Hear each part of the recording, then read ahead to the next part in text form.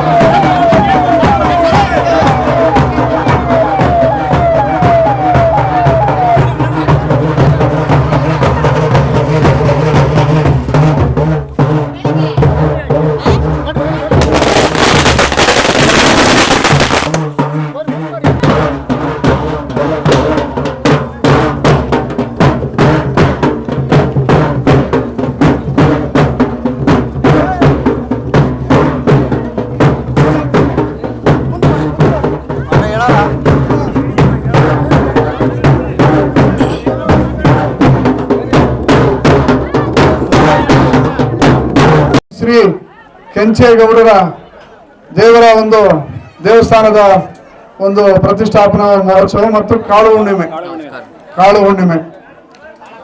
ಇವತ್ತು ಒಂದು ದೇವಸ್ಥಾನ ಮಾಡಬೇಕು ಅಂತ ಹೇಳಿದ್ರೆ ಅದರಲ್ಲೂ ನಮ್ಗೆ ಗೊಲ್ದರೆಟ್ಟಿಗಳ ಒಂದು ಏನಾದ್ರು ಒಂದು ಮಾಡ್ಬೇಕು ಅಂತ ಬಹಳ ಕಷ್ಟಕರವಾದ ಕೆಲಸ. ಒಂಥರ ಗೌಡ್ ಬಂದ್ರೆ ಪೂಜಾರಪ್ಪ ಬರಲ್ಲ, ಪೂಜಾರಪ್ಪ ಬಂದ್ರೆ ಗೌಡ್ ಬರಲ್ಲ. ಇಂಥ ಪರಿಸ್ಥಿತಿಗೆ ಒಂದು ದೇವಸ್ಥಾನ ಮಾಡಿ ನೀವೆಲ್ಲರೂ ಸಹ ಸೇರೋದಕ್ಕೆ, ಇವತ್ತು ನನ್ನನ್ನು ಸಹ ಇದಕ್ಕೆ ಒಂದು ಸೇರಬೇಕು ಅಂತ ಹೇಳಿದ್ರೆ ಇದಕ್ಕೆ ಶ್ರಮಿಸಿರ್ತಕ್ಕಂಥ ಏನು ಅನೇಕ ಜನ ಇದಾರಲ್ಲ, ಇವತ್ತು ದಯಮಾಡಿ ಇವತ್ತು ನಾಗೇಂದ್ರಪ್ಪನವ್ರು ಇರ್ಬೋದು, ಇನ್ನೂ ಅನೇಕ ಜನ ಇಲ್ಲಿ ಕರಿಗೌಡರು ಮಾತಾಡಿರೋ, ಆಗ್ಲೇ ಎಲ್ಲರೂ ಮಾತಾಡಿರೋ, ನಿಜವಾಗ್ಲೂ ಇವ್ರ ಜೊತೆ ಇನ್ನೂ ಬೇರೆ ಬೇರೆಯವರೆಲ್ಲೂ ಸಹ ಸಹಕಾರ ಮಾಡಿರ್ತೀರ. ಆಮೇಲೆ ಅದು ಹೇಳ್ತೀರ, ನೋಡಪ್ಪ ಯಾರೋ ಬಂದನಪ್ಪ ಬರೀ ಅವ್ರಿಬ್ಬರ ಹೆಸರು ಹೇಳ್ದ ಅಂತ ಹೇಳ್ತೀರ. ಅದು ಆಗಬಾರ್ದು ನೋಡಿ. ದಯಮಾಡಿ ನಾನು ಮಹೇಶ್ ಹಾರುಗೆರೆ ಅಂತೇಳಿ ಕರ್ನಾಟಕ ಸರ್ಕಾರದ ಕಾಡುಗೊಲ್ಲ ಅಭಿವೃದ್ಧಿ ನಿಗಮದ ಅಧ್ಯಕ್ಷರು. ಸ್ವಾತಂತ್ರ್ಯ ಬಂದು ಇಷ್ಟು ವರ್ಷಗಳು ಕಳೆದ ಮೇಲೆ ಇದನ್ನ ಕಿವಿ ಕೊಟ್ಟು ಕೇಳ್ಬೇಕು ನೀವು. ನಮ್ಮ ಒಂದು ಸಮಾಜಕ್ಕೆ ಒಂದು ಸರ್ಕಾರದ ಮಟ್ಟದಲ್ಲಿ ಒಂದು ನಿಗಮವನ್ನು ಸ್ಥಾಪನೆ ಮಾಡಿ ನನಗೆ ಒಂದು ಅಧ್ಯಕ್ಷನಾಗಿ ಮಾಡಿ ಇವತ್ತು ನಿಮ್ಮ ಮುಂದೆ ನಿಲ್ಲಿಸಿರ್ತಕ್ಕಂಥದ್ದು ಸಾಮಾನ್ಯ ಕರ್ನಾಟಕ ಸರ್ಕಾರದ ಮುಖ್ಯಮಂತ್ರಿ ಆಗಿರ್ತಕ್ಕಂಥ ಶ್ರೀ ಸಿದ್ದರಾಮಯ್ಯ ಸಾಹೇಬರು ಮತ್ತು ಉಪಮುಖ್ಯಮಂತ್ರಿಗಳಾಗಿರ್ತಕ್ಕಂಥ ಡಿ.ಕೆ. ಶಿವಕುಮಾರ್ ಸಾಹೇಬರು ಮತ್ತು ಅವರೆಲ್ಲರ ಒಂದು ಪರಿಶ್ರಮ ಮತ್ತು ಇವತ್ತು ನನಗೆ ಒಂದು ಸರ್ಕಾರ ಒಂದು ಅವಕಾಶ ಕೊಟ್ಟಿದೆ. ಇವತ್ತು ಅವರೇ ಅಲ್ಲ, ಇವತ್ತು ಬಹುಶಃ ಈ ಭಾಗದ ಒಂದು ಜಿಲ್ಲಾ ಉಸ್ತುವಾರಿ ಸಚಿವರಾಗಿರ್ತಕ್ಕಂಥ ಡಾಕ್ಟರ್ ಸುಧಾಕರ್ ಅವರು ಇರ್ಬೋದು, ಮತ್ತು ಇದೇ ಪಕ್ಕದ ಒಂದು ಹೊಸದುರ್ಗ ಕ್ಷೇತ್ರದ ಶಾಸಕರಾಗಿರ್ತಕ್ಕಂಥ ಬಿ.ಜಿ. ಗೋವಿಂದಪ್ಪನವರು ಇರ್ಬೋದು, ಮತ್ತು ಚಳ್ಳಕೆರೆಯ ರಘುಮೂರ್ತಿ ಅವರು ಇರ್ಬೋದು, ಮತ್ತು ಇದೇ ನಮ್ಮ ಪಕ್ಕದ ಜಿಲ್ಲೆಯಾಗಿರ್ತಕ್ಕಂಥ ಈಗ ಹಿರಿಯೂರು ಮತ್ತು ಹಿರಿಯೂರು ಪಕ್ಕದ ಗಡಿ ಯಾವುದು ತುಮಕೂರು ಜಿಲ್ಲೆಗೆ ಸಿರಾ ತಾಲೂಕಿನ ನಮ್ಮ ಶಾಸಕರಾಗಿರ್ತಕ್ಕಂಥ ಟಿ.ಬಿ. ಜಯಚಂದ್ರ ಸಾಹೇಬ್ ಅವರು ಇರ್ಬೋದು, ಡಾಕ್ಟರ್ ಜಿ. ಪರಮೇಶ್ವರ್ ಅವರು ಇರ್ಬೋದು, ಮತ್ತು ಅನೇಕ ಜನ ಇವತ್ತು ಕೆ. ರಾಜಣ್ಣ ಅವರು ಇರ್ಬೋದು, ಮತ್ತು ಇದೇ ಹಿರಿಯೂರು ಕ್ಷೇತ್ರದ ಮಾಜಿ ಶಾಸಕಿಯರಾಗಿರ್ತಕ್ಕಂಥ ಪೂರ್ಣಿಮಾ ಅವರು ಇರ್ಬೋದು, ಮತ್ತು ಡಿ.ಟಿ. ಶ್ರೀನಿವಾಸ್ ಅವರು ಇರ್ಬೋದು, ಇನ್ನೂ ಅನೇಕ ಜನ ಇವತ್ತೆಲ್ಲ ಮುಖಂಡರ ಒಂದು ಆಶೀರ್ವಾದಗಳೊಂದಿಗೆ ಇವತ್ತು ನಾನು ನಿಮ್ಮೆಲ್ಲರ ಮುಂದೆ ಅಧ್ಯಕ್ಷನಾಗಿ ನಿಂತಿದ್ದೀನಿ. ಬಹುಶಃ ಒಬ್ಬ ಶಾಸಕರಿದ್ರೆ ಅದು ಒಂದು ಕ್ಷೇತ್ರಕ್ಕೆ ಮಾತ್ರ ಸೀಮಿತವಾಗಿರ್ತದೆ. ಬಟ್ ನಾನು ಇವತ್ತು ಸರ್ಕಾರದ ಅಧ್ಯಕ್ಷ ಅಂತ ಹೇಳಿದ್ರೆ ಇಡೀ ಸರ್ಕಾರದ ಇವತ್ತು ಇಡೀ ಕರ್ನಾಟಕದ ಉದ್ದಗಲಕ್ಕೂ ಸಹ ನನ್ನ ಸಮಾಜ ಎಲ್ಲೆಲ್ಲಿದೆ ಅಲ್ಲಿಗೆಲ್ಲ ಹೋಗ್ತಕ್ಕಂಥ ಒಂದು ಅವಕಾಶ, ನನಗೊಂದು ಅಧಿಕಾರವನ್ನು ಇವತ್ತು ಸರ್ಕಾರ ಕೊಟ್ಟಿದೆ.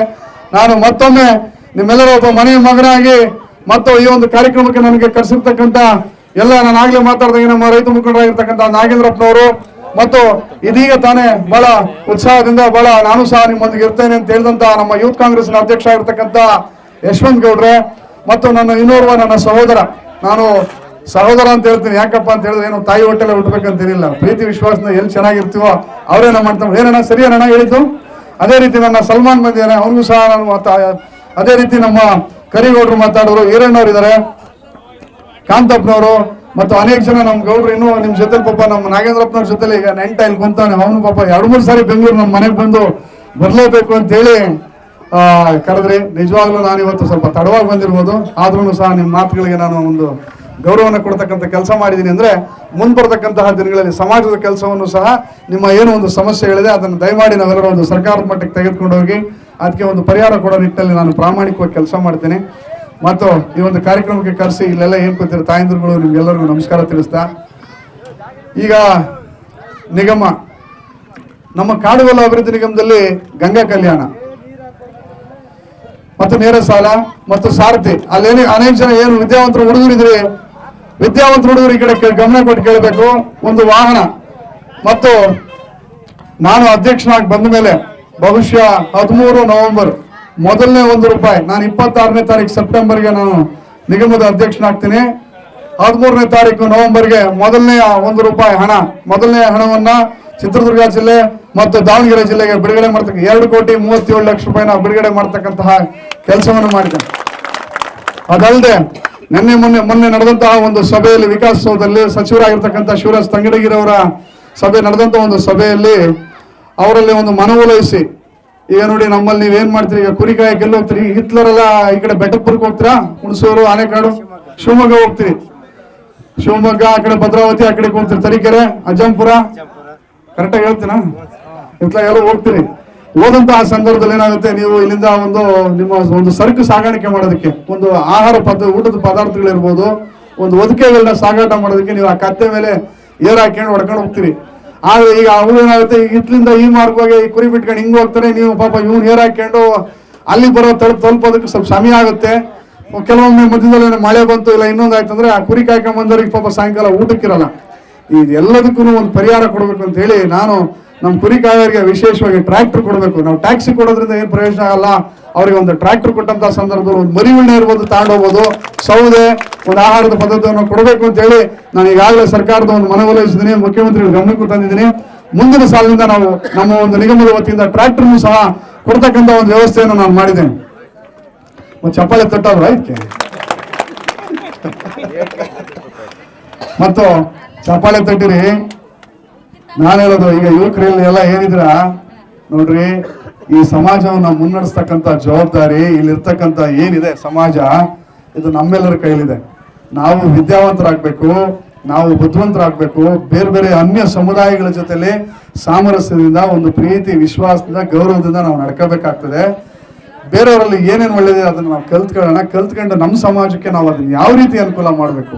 ಈಗ ನಾವು ವಿದ್ಯಾವಂತರು, ಎಕ್ಸಾಂಪಲ್ ನಾನು ಹೇಳೋದಾದ್ರೆ, ಈಗ ನಮ್ಮಲ್ಲಿ ಈಗ ನಮ್ಮ ಕಕ್ಕೈನಟ್ಟೆಗೆ ಎಷ್ಟು ಜನ ಸರ್ಕಾರಿ ನೌಕರರು ಇದ್ರಿ? 3. ಎಷ್ಟು ಮನೆ ಇರೋದು? 60 ಮನೆ, 3. 60 ಮನೆ ಇರ್ತಕ್ಕಂಥ ಗ್ರಾಮದಲ್ಲಿ ಬರೀ 3 ಜನ ಒಬ್ಬ ಸರ್ಕಾರಿ ನೌಕರರು ಇದ್ದೀರಿ ಅಂತಂದ್ರೆ ಎಲ್ಲಿದ್ದೀವಿ ನಾವು? ಇವತ್ತು ಹಬ್ಬ ಮಾಡ್ತಿದೀವಿ, ಹರಿದಿನ ಮಾಡ್ತಿದ್ವಿ, ಸರಿ ನಿಜ. ಮುಂದಿನ ಪ್ರಪಂಚದಲ್ಲಿ ನಾವು ಯಾವ ರೀತಿ ಜೀವನ ಮಾಡೋದು? ಈಗ ಸರ್ಕಾರದಲ್ಲಿ ಒಂದು 60 ಮನೆ ಇರ್ತಕ್ಕಂಥ ಗ್ರಾಮದಲ್ಲಿ ಬರೀ 3 ಜನ ಸರ್ಕಾರಿ ನೌಕರರು ಇದ್ರೆ ಅಂದ್ರೆ ಇನ್ನು 57 ಮನೆಯವರೆಲ್ಲ ಹೇಳಿರ ಸರ್ಕಾರಿ ನೌಕರಿಗೆ ಹೋಗ್ಬಿಡ, ಕುರಿ ಕಾಯ್ಕೊಂಡಿದ್ಬಿಡೋಣ ಅಂತ. ನೀವು ಕುರಿ ಕಾಯ್ದಂಗೆ ಗಿಡ ಗಂಟೆ ಒಳಗೆ ಜೀವನ ಮಾಡ್ತೀವಿ, ಸಾಯಂಕಾಲ ಕುರಿ ಹೊಡ್ಕೊಂಬತ್ತೀವಿ, ಮಂದೆ ಗಂಟೆ ಕೂಡ್ಕೊಂತೀವಿ, ಸುಸ್ತಾಗಿರುತ್ತೆ, ಮುದ್ದೆ ಪದ್ದೆ ಯಾರೋ ಕಿತ್ತಿಕ್ತಾರ, ಅಲ್ಲಿ ನುಂಗ್ದ ಮನಿಕೊಂಡ, ಬೆಳಿಗ್ಗೆ ಎದ್ದಳು ತಿರುಗೋ ಮರಿ ಸೊಪ್ಪು ತಾಂಬ, ಮರಿ ಸೊಪ್ಪು ಕಟ್ಟು, ಗೊಬ್ಬರ ಗುಡಿಸು, ತಿರುಗಿ ಕುರಿ ಬಿಟ್ಕೊಂಡು ನಡಿ, ಮುದ್ದೆ ಕಿತ್ತಿಕ್ತಾರ, ಹೊಂಡ ಹೋದ. ಇದೇನಿದೆ? ಈಗ ನಾನು ಹೇಳೋದು ಕುರಿಕಾಯ ತಪ್ಪು ಅಂತ ಹೇಳಲ್ಲ, ಮಾಡಬೇಕು. ಆದ್ರೆ ಎಲ್ಲೋ ಒಂದ್ ಕಡೆ ವಿದ್ಯಾವಂತರಾಗಬೇಕು. ಬೇರೆ ಬೇರೆ ಪ್ರಪಂಚದಲ್ಲಿ ಬೇರೆ ಜನ ಯಾವ ರೀತಿ ಜೀವನ ಮಾಡ್ತಾರೆ, ಈ ತಾಯಿದ್ರು ನೀವು ನಗ್ತೀರಾ. ಈಗ ದೇವ್ರು ಮಾಡಿದ್ರೆ ಇವತ್ತು ಹೇಳ್ಬಾರ್ದು. ನಮ್ ಕಾಡುಗಳ್ರದ್ರೆ ಒಬ್ಬರನ್ನ ಬಿಟ್ಟು, ಹೆಣ್ಮಕ್ಳನ್ನ ಬಿಟ್ಟು ಬೇರೆ ಯಾವ ಸಮುದಾಯ, ಈ ಬ್ರಾಹ್ಮಣರು ಉತ್ತಮರಲ್ವಾ, ಲಿಂಗಾಯತರು ಉತ್ತಮರಲ್ವಾ, ಒಕ್ಕಲಿಗರು ಉತ್ತಮರಲ್ವಾ? ಅವ್ರು ಯಾರು ಹೊರಗೆ ಕಳಿಸೋದಲ್ಲ ಹೆಣ್ಮಕ್ಳನ್ನ. ಇದು ಯಾರು ಮಾಡಿದ್ದು? ಹಿಂದೆ ಏನೋ ಹೋಗ್ಲಿ ಕಷ್ಟ ಇತ್ತು ನಮ್ಗೆ, ಹೆಣ್ಮಕ್ಳಿಗೆ ತೊಂದರೆ ಕೊಡೋದು ಬೇಡ, ಅವರು ಒಂದ್ ಸ್ವಲ್ಪ ಆರೋಗ್ಯವಾಗಿ ಒಂದ್ ಸ್ವಲ್ಪ ಆರೋಗ್ಯದ ಹಿತದೃಷ್ಟಿಯಿಂದ ಒಂದ್ ಕಡೆಗೆ ಇರ್ಲಿ ಅಂತ ಹೇಳಿ ಹಿಂದ್ಲವ್ರು ಬಿಟ್ರು. ಈಗ ಇವತ್ತು ನೀವು ಮಾಡೋದೇನು? ಇವತ್ತು ನಿಮ್ಮ ಹೊಟ್ಟೆಲಿಟ್ಟರು ಮಕ್ಕಳು ಅವ್ರನ್ನ ಹೇಳಿದ್ರೆ IAS IPS ಆಗ್ಬಾರ್ದಾ? ಈಗ ನೋಡಿ, ನಮ್ಮಲ್ಲಿ ತುಮಕೂರು ಜಿಲ್ಲೆಯಲ್ಲಿ ಒಬ್ರು ಶುಭ ಕಲ್ಯಾಣ ಅಂತ ಹೇಳಿ ಒಬ್ಬ ಜಿಲ್ಲಾಧಿಕಾರಿ ಇದ್ದಾರೆ, ಆಕೆನೋ ಒಬ್ಳು ಹೆಣ್ಮಗಳು. ನಿಮ್ಮಲ್ಲಿ ನಿಮ್ಮಟ್ಟಿಲಿ ಹುಟ್ಟಿರ್ತಕ್ಕಂಥ ಮಕ್ಕಳು ಹೆಣ್ಮಕ್ಳಾಗಿರ್ಬೋದು, ಗಂಡ್ಮಕ್ಳಾಗಿರ್ಬೋದು, ಅಂತ ಉನ್ನತ ಸ್ಥಾನಕ್ಕೆ ಹೋಗ್ಬಾರ್ದು ಅನ್ನೋ ಆಸೆ ಇಲ್ವಾ ನಿಮ್ಗೆ? ಮತ್ತೆ ಮಕ್ಕಳನ್ನ ಓದಿಸಿ, ಮಕ್ಕಳು ಓದ್ಬೇಕು. ಯಾವಾಗ ನಾವು ವಿದ್ಯಾವಂತರಾಗ್ತೀವಿ ಆಗ ನಮ್ಗೆ ನಮ್ಮ ಸಮಾಜಕ್ಕೂ ಒಂದು ಬಲ ಬರ್ತದೆ, ನಮ್ಮ ನೆರೆಯವರಿಗೂ ಒಂದು ಬಲ ಬರ್ತದೆ, ನಮಗೆ ಜನ್ಮ ಕೊಟ್ಟಂತ ತಂದೆ ತಾಯಿಗಳಿಗೂ ಸಹ ಒಂದು ಬಲ ಬರ್ತದೆ. ಸೊ ಆದ್ರಿಂದ ನಾನು ಹೇಳೋದು ವಿದ್ಯೆಗೆ ಬಹಳ ಹೆಚ್ಚಿನ ಒತ್ತು ಕೊಡಬೇಕು. ಮತ್ತು ನಮ್ಮ ಒಂದು ನಿಗಮದಿಂದ ಒಂದು ಉನ್ನತ ಒಂದು ವಿದೇಶಾಂಗ ಶಿಕ್ಷಣಕ್ಕೆ ಹೋಗ್ಬೇಕಂತ ಸಂದರ್ಭದಲ್ಲಿ ಪ್ರತಿ ವರ್ಷ 25 ಲಕ್ಷ ಕೊಡ್ತೀವಿ. ಈಗ ನಿಮ್ಮ ಮಕ್ಕಳು ಅಮೆರಿಕಾದಲ್ಲೋ, ಆಸ್ಟ್ರೇಲಿಯಾದಲ್ಲೋ, ಇಂಗ್ಲೆಂಡಲ್ಲೋ, ಬೇರೆ ದೇಶದಲ್ಲಿ ಓದ್ಬೇಕು ಅಂತ ಹೊರಟಂತಹ ಸಂದರ್ಭದಲ್ಲಿ ನಮ್ಮ ನಿಗಮದಿಂದ ಅಂತ ವಿದ್ಯಾರ್ಥಿಗಳಿಗೆ 25 ಲಕ್ಷ ರೂಪಾಯಿ ಪ್ರತಿ ವರ್ಷ ಕೊಡ್ತೇವೆ, ಬಳಸ್ಕೋಬೇಕು. ಮತ್ತು ಇಲ್ಲಿ ಇಂಜಿನಿಯರಿಂಗ್ ಮಾಡ್ತಕ್ಕಂಥ ಮಕ್ಕಳು ಇರ್ಬೋದು, ಮೆಡಿಕಲ್ ಮಾಡ್ತಕ್ಕಂಥ ಮಕ್ಕಳು ಇರ್ಬೋದು, ಪ್ರತಿ ವರ್ಷ 1 ಲಕ್ಷ ರೂಪಾಯಿನ ಅವ್ರಿಗೆ ಇಂಜಿನಿಯರಿಂಗ್ ಮಾಡೋರಿಗೆ 4 ವರ್ಷಕ್ಕೆ 4 ಲಕ್ಷ ರೂಪಾಯಿ, ಪ್ರತಿ ವರ್ಷ 1 ಲಕ್ಷದಂತೆ 4 ಲಕ್ಷ ಕೊಡ್ತೀವಿ. ಮೆಡಿಕಲ್ ಮಾಡೋರಿಗೆ 1 ಲಕ್ಷ ಅಂತ 5 ಲಕ್ಷ ಕೊಡ್ತೀವಿ. ಈಗ ಅದನ್ನ ಹೆಚ್ಚಿಸಬೇಕು ಅಂತಲೂ ಸಹ ಈಗಾಗಲೇ ನಾನು ನಮ್ಮ ಮುಖ್ಯಮಂತ್ರಿ ಸಾಹೇಬರು ಇರ್ಬೋದು, ನಮಗೆ ಸಂಬಂಧಪಟ್ಟಂತ ಹಿಂದುಳಿದ ವರ್ಗ ಕಲ್ಯಾಣ ಇಲಾಖೆ ಮಂತ್ರಿಗಳಾಗಿರ್ತಕ್ಕಂಥ ಶಿವರಾಜ್ ತಂಗಡಗಿರವರು ಮಾತಾಡಿದ್ದೀನಿ. ಮತ್ತು ಅದಲ್ಲದೆ ಮುಂದೆ ಬರ್ತಕ್ಕಂಥ ಏನು ಇವತ್ತು ಬಜೆಟ್ ಇದೆ, ಇವತ್ತು ಬಹುಶಃ ಯಾವುದಾದ್ರೂ ಒಂದು ಸಮಾಜ, ಒಂದು ಸಮುದಾಯ ಮೀಸಲಾತಿಯಿಂದ ವಂಚಿತವಾಗಿರ್ತಕ್ಕಂಥ ಯಾವ್ದಾದ್ರು ಸಮುದಾಯ ಇದ್ರೆ ಅದು ನಮ್ಮ ಒಂದು ಕಾಡುಗೋಳರು. ಯಾಕೆ ಅಂತ ಹೇಳಿದ್ರೆ ಊರುಗಳಿಂದ ಪ್ರತ್ಯೇಕ ಗೊಲ್ರಟ್ಟಿಗಳಲ್ಲಿ ವಾಸ ಇರ್ತೀವಿ. ನಾವು ಜೀವನ ಮಾಡ್ತಕ್ಕಂಥದ್ದು ಗಿಡ ಮರಗಳ ಜೊತೆ ನಮ್ಮ ಒಂದು ದಿನನಿತ್ಯದ ಬದುಕು ನಡೀತಕ್ಕಂಥದ್ದು. ಅದಾದ್ಮೇಲೆ ಕೆಂಚೇಗೌಡ ಅಂತ ಹೇಳಿ ಇಲ್ಲೆಲ್ಲ ಹೇಳ್ತೀರಿ. ಈಗ ಮತ್ತೆ ನಿಮ್ಮ ಮಕ್ಕಳನ್ನ ಯಾರನ್ನ ಕಳಿಸ್ಬಿಟ್ಟು ಸಿಟಿ ಒಳಗೋ ಇಲ್ಲ ಯಾವ್ದಾನ ಒಂದು ಮುಂಬೈಯಲ್ಲಿ ಯಾರನ್ನ ನಿಲ್ಲಿಸ್ಬಿಟ್ಟು ನಮ್ಮ ದೇವ್ರ ಕೆಂಚೇಗೌಡ ಅಂತಂದ್ರೆ ಏನ್ ಹೇಳ್ತಾರೆ, ಓ ಕ್ಯಾಯ ಅಂತಾರೆ. ಅಂದ್ರೆ ನಾವು ಪೂಜೆ ಮಾಡ್ತಕ್ಕಂಥ ದೇವರು ಜುಂಜಪ್ಪ ಇರ್ಬೋದು, ಎತ್ತಪ್ಪ ಇರ್ಬೋದು, ಈ ದೇವರುಗಳ ಪರಿಚಯ ಹೊರಗಡೆ ಪ್ರಪಂಚಕ್ಕಿಲ್ಲ. ಹೊರಗಡೆ ಪ್ರಪಂಚದಲ್ಲಿ ಇರ್ತಕ್ಕಂಥ ದೇವರುಗಳ ಪರಿಚಯ ಯಾವುದು? ಶಿವ, ಗಣೇಶ, ಕೃಷ್ಣ, ಇಂತಹ ಒಂದು ದೇವರುಗಳನ್ನ ಇವತ್ತು ಪ್ರಪಂಚದಲ್ಲಿ ನಾವು ಹೇಳ್ತೀವಿ. ಆದ್ರೆ ನಾವು ಪೂಜೆ ಮಾಡ್ತಕ್ಕಂಥದ್ದು ಬಹುಶಃ ಇಲ್ಲಿ ಅನೇಕ ನಮ್ಮ ಜೊತೆಲೆ ಹುಟ್ಟಿ, ನಮ್ಮ ಜೊತೆಲೆ ಒಂದು ಒಳ್ಳೆತನದಲ್ಲಿ ಬಾಳಿ, ಒಂದು ಗೌರವದಿಂದ ಬಾಳಿರೋಂಥವ್ರನ್ನೇ ನಾವು ವೀರಗಾರನ ಯಾರು ಜುಂಜಪ್ಪ ನಮ್ಮ ಜೊತೆಲೆ ಹುಟ್ಟಿ, ನಮ್ಮ ಜೊತೆಲೆ ಬಾಳಿ ಬೆಳೆದ. ಈಗ ಕೆಂಚೇಗೌಡರು ಅಷ್ಟೇನೆ. ಈ ತರ ನಾವು ಪೂಜೆ ಮಾಡ್ತದ್ದು ಹೇಗಪ್ಪ ಅಂತ, ನಾವು ಪೂಜೆ ಮಾಡ್ತಕ್ಕಂಥದ್ದು ನಮ್ಮಲ್ಲೇ ಹುಟ್ಟಿ, ನಮ್ಮಲ್ಲೇ ಒಂದು ಧಾರ್ಮಿಕವಾಗಿ ಒಂದು ಗೌರವ ಬದುಕನ್ನ ಬಾಳ ಹೋಗಿರೋಂಥವ್ರನ್ನ ನಾವು ಇವತ್ತು ಪೂಜೆ ಮಾಡ್ತಕ್ಕಂಥ ಈ ಸಂಪ್ರದಾಯ ಬೇರೆ ಯಾವ ಸಮುದಾಯದಲ್ಲೂ ಇಲ್ಲ. ಆದ್ರಿಂದ ನಮಗೆ ಇವತ್ತು ಮೀಸಲಾತಿ ಇರ್ಬೋದು, ಸರ್ಕಾರದ ಅನೇಕ ಸವಲತ್ತುಗಳು ಇರ್ಬೋದು. ಕಳೆದ ಸರ್ಕಾರದಲ್ಲಿ ಗೊಲ್ರಟ್ಟಿಗಳನ್ನ ಮತ್ತು ಲಂಬಾಣಿ ತಾಂಡಗಳನ್ನ ಕಂದಾಯ ಗ್ರಾಮ ಅಂತ ಹೇಳಿ ಮಾಡಿದ್ರು. ಆದ್ರೆ ಅದನ್ನ ಇನ್ನು ಈಗೇನು ಈ ಸರ್ಕಾರದಲ್ಲಿ ನೀವು ಈಗಾಗಲೇ ಮಾತಾಡ್ತೀವಿ, ಮುಂದೆ ಬರ್ತಕ್ಕಂತಹ ದಿನಗಳಲ್ಲಿ ಮುಖ್ಯಮಂತ್ರಿಗಳನ್ನ ಭೇಟಿ ಮಾಡಿ ಮತ್ತು ಉಪಮುಖ್ಯಮಂತ್ರಿಗಳನ್ನ ಸಹ ಭೇಟಿ ಮಾಡಿ, ಇಲ್ಲೇನ್ ನೀವು ರೈತ ಮುಖಂಡರಿದ್ದೀರಿ ಇವತ್ತು ಕರೆಸಿ 2 ಸರಿ ಬಂದ್ರಿ ಪಾಪ ಬೆಂಗಳೂರಿಗೆ, ನಾನು ಇಲ್ಲಿ ಕರ್ಕೊಂಡ್ ಬಂದಿದ್ದೀರಾ. ಈಗ ನನ್ನನ್ನು ಇಲ್ಲಿ ಕರ್ಕೊಂಡ್ ಬಂದಿರೋದಲ್ಲ, ನೀವು ಅಲ್ಲಿಗೆ ಬಂದು ಅಲ್ಲಿಂದ ನಾವೇನಾದ್ರೂ ಒಂದು ಸಮಾಜಕ್ಕೆ ನಾವೆಲ್ಲರೂ ಸೇರಿ ಕೆಲಸ ಮಾಡೋಣ. ಮತ್ತು ನಮ್ಮ ಒಂದು ನಿಗಮದ ಕಚೇರಿ ಪೂಜೆ ಆಗ್ತದೆ, ಒಂದು ಉದ್ಘಾಟನೆ ಆಗುತ್ತೆ ಇನ್ನೇನು ಕೆಲವು ದಿನಗಳಲ್ಲಿ. ನೋಡಿ, ಸ್ವಾತಂತ್ರ್ಯ ಬಂದು ಇಷ್ಟು ವರ್ಷ ಆದ್ರೂ ನಮ್ಮ ಒಂದು ಸಮಾಜಕ್ಕೆ, ಅದರಲ್ಲಿ ಈ ಕಾಡುಗೋಲ ಸಮಾಜಕ್ಕೆ ಇವತ್ತು ಬೆಂಗಳೂರು ನಗರದಲ್ಲಿ, ಬೆಂಗಳೂರಿನ ಒಂದು ಕರ್ನಾಟಕ ರಾಜಧಾನಿಯಲ್ಲಿ ನಮ್ಗೆ ಆಗಿರ್ತಕ್ಕಂಥದ್ದು ಒಂದು ಕಚೇರಿ ಇರಲಿಲ್ಲ. ಇವತ್ತು ಈ ಕೆಂಚೇಗೌಡ ದೇವಸ್ಥಾನ ಮಾಡಿದ್ರ, ಮನೆ ಮಕ್ಕಳು, ಊರಿನ ಮಕ್ಕಳು, ನೆರೆಯವರೆಲ್ಲ ಬರ್ತೀರಾ, ಹಣ್ಣು ಕಾಯಿ ತತ್ತೀರಾ, ಕಡ್ಡಿ ಕರ್ಪೂರ ತತ್ತೀರಾ, ಕಾಯಿ ಒಡಾಕಿ ಅಂತೀರ ಹೋಗ್ತೀರಾ. ಈ ದೇವಸ್ಥಾನ ಇಲ್ದಿರ ಎಲ್ಲಿ ಓಡಾಕ್ತಿದ್ರಿ ಹೇಳ್ಬೇಕು, ಓಡಾಕ್ತಿದ್ರ ಇಲ್ಲ ತಾನೆ? ಅದೇ ರೀತಿ ಇವತ್ತು ನಮಗೂ ಸಹ ಇವತ್ತು ಸರ್ಕಾರ ನಮ್ಗೆ ಇವತ್ತೊಂದು ನಿಗಮವನ್ನು ಕೊಟ್ಟು ಒಂದು ಕಚೇರಿ ಕೊಟ್ಟಿದೆ. ಅದು ಇವತ್ತು ನಮ್ಮ ಇಡೀ ಸಮಾಜಕ್ಕೆ ಸೇರಿರ್ತಕ್ಕಂಥ ಒಂದು ಆಸ್ತಿ. ಇವತ್ತು ನಿಜವಾಗಿ ಅಂತಹ ಒಂದು ಮಹಾನ್ ಕಾರ್ಯವನ್ನು ಇವತ್ತಿನ ಒಂದು ಸರ್ಕಾರ, ಅದರಲ್ಲೂ ವಿಶೇಷವಾಗಿ ಸಿದ್ದರಾಮಯ್ಯನವರ ಸರ್ಕಾರ, ಡಿ ಕೆ ಶಿವಕುಮಾರ್ ಸಾಹೇಬರ ಒಂದು ಸರ್ಕಾರ ಇವತ್ತು ನಮ್ಮನ್ನು ಒಂದು ಗುರುತಿಸಿ ಈ ಒಂದು ಸಮಾಜಕ್ಕೆ ಅನ್ಯಾಯ ಇದೆ, ಈ ಒಂದು ಸಮಾಜದ ಮೇಲೆತ್ತಬೇಕು ಅಂತ ಹೇಳಿ ನಮ್ಮ ಒಂದು ನಿಗಮವನ್ನು ಸ್ಥಾಪನೆ ಮಾಡಿ, ಅದು ಈ ಸರ್ಕಾರ ಬಂದು 7 ತಿಂಗಳಾದ್ಮೇಲೆ ರಿಜಿಸ್ಟರ್ ಆಗ್ತಕ್ಕಂಥದ್ದು. ಈಗ ಇಂತಹ ಒಂದು ನಿಗಮವನ್ನು ಕೊಟ್ಟಿದ್ದಾರೆ. ನಾವಂತ ಸರ್ಕಾರದವ್ರಿಗೆ ನಾವು ನಿಜವಾಗ್ಲೂ ನಾವು ಒಂದ್ಸರಿ ಚಪ್ಪಾಳೆ ತಟ್ಟಬಾರ್ದ? ಕಡೆ ಪಕ್ಷ ನಾವ್ ಇನ್ನೇನ್ ಮಾಡ್ಲಿಕ್ಕೆ ಸಾಧ್ಯ? ನಾವು ಈಗ ನೀವು ಹೇಳಿದ್ರೆ ಅಸಹಾಯಕರು, ನಮ್ಮಲ್ಲ ನಾವು ಹಣವಂತರಲ್ಲ. ಕಡೆ ಪಕ್ಷ ನಮ್ಮ ಒಂದು ಪ್ರೀತಿ, ನಮ್ಮ ಒಂದು ಗೌರವನಾದ್ರೂ ನಾವು ತೋರಿಸೋದ್ರ ಮುಖೇನ ಅವ್ರು ಮಾಡಿದ್ದಕ್ಕೊಂದು ಸಾರ್ಥಕತೆ ಬರ್ತದಲ್ವಾ? ಈಗ ನನ್ನ ಏನು ಈ ಒಂದು ಕಚೇರಿ ಪೂಜೆ ಆಗ್ತದೆ, ದಯಮಾಡಿ ನಾನು ಎಲ್ಲರಿಗೂ ಸಹ ಒಂದು ಕರೆ ಕೊಡ್ತೀನಿ. ದಯಮಾಡಿ ಅದ್ರಾಗೆ ನಮ್ಗೆ ಹೇಳಿಲ್ಲ ಅನ್ನೋ ಭಾವನೆ ಬೇಡ. ನಾನು ಇವತ್ತು ಹೇಳ್ತಿದ್ದೀನಿ, ನಿಮಗೆ ಗೊತ್ತಾರೆ, ನೀವು 10 ಜನಕ್ಕೆ ಕೇಳಿ, ಏನ್ ಪರವಾಗಿಲ್ಲ. ಆಮೇಲೆ ನಮ್ಮ ಒಂದು ನಿಗಮಕ್ಕೆ ಈಗ ನೋಡಿ, ನಮ್ದು ಜನಸಂಖ್ಯೆ ಬಂದು ಸುಮಾರು ನಾವು ಒಂದು 10 ಲಕ್ಷ ಇದೀವಿ ಅಂತ ಹೇಳ್ತೀವಿ. ಒಂದ್ ಕಡೆ 10 ರಿಂದ 15 ಲಕ್ಷ ಇದೀವಿ ಅಂತ. ನಾನು 15 ಹೇಳಲ್ಲ, 10 ಲಕ್ಷ ಇದೀವಿ ಅಂತ ಇಟ್ಕೋಣ. 10 ಲಕ್ಷದಲ್ಲಿ 10% ಅಂದ್ರೆ ಎಷ್ಟಪ್ಪ? 10 ಲಕ್ಷದಲ್ಲಿ 10% ಅಂದ್ರೆ ಎಷ್ಟಾಯ್ತು? 1 ಲಕ್ಷ. 5% ಅಂದ್ರೆ ಎಷ್ಟಾಯ್ತು? 50,000. 2.5% ಅಂದ್ರೆ ಎಷ್ಟಾಯ್ತು? 25,000. 1.25% ಅಂದ್ರೆ ಎಷ್ಟಾಯ್ತು? 12,500. 1.25% ಅಂದ್ರೆ ಕೇವಲ 1.25%, 1.2.5% ಅಂದ್ರೆ 12,500 ಆಗ್ತೀವಿ. ಅದರಲ್ಲಿ 0.75% ಅಂದ್ರೆ 7,500 ಆಗ್ತೀವಿ. ಅರ್ಜಿ ಹಾಕೋದು ಎಷ್ಟು ಹಾಕ್ತೀರಾ ನೀವು? ಇಡೀ ರಾಜ್ಯದಾಗ ಲೆಕ್ಕ ಹಾಕಿರಿ 4,00,000 ಅರ್ಜಿ ಹಾಕ್ತೀರಾ. 1% ಅಷ್ಟು ನೀವು ಅರ್ಜಿ ಹಾಕಲ್ಲ ಅಂತಂದ್ರೆ ಹಂಗಾರೆ ನಮ್ಗೆಲ್ರಿಗೂ ಸಮಸ್ಯೆನೇ ಇಲ್ವಾ, ನಮ್ಗೆ ಕಷ್ಟನೇ ಇಲ್ವಾ? ನಿಗಮಕ್ಕೆ ಅರ್ಜಿ ಹಾಕ್ಬೇಕು. ನಾವು ಇದ್ರೆ ನಮ್ಮ ಸಂಖ್ಯೆ ಗೊತ್ತಾಗುತ್ತೆ, ಜನಕ್ಕೆ ಇಷ್ಟೊಂದು ಹಸುವಿದೆ. ಈಗ ನಾನು ಹೇಳೋದಪ್ಪ, ಈಗ ತಾಯಿಗೆ 3 ಜನ ಮಕ್ಳು ಇರ್ತಾರೆ, ಮಕ್ಕಳು ಅಳೋದು ಇಲ್ಲ ಏನೋ ಗಲಾಟೆ ಮಾಡಿದಾಗ ತಾಯಿಗೆ ಏನೋ ಒಂದು ಮಕ್ಕಳು ಏನೋ ಅವ್ನಿಗೇನೋ ತೊಂದರೆ ಆಗಿದೆ, ಏನ್ ಬೇಕು ಅನ್ನೋದನ್ನ ತಾಯಿ ಹುಡುಕ್ತಾಳೆ.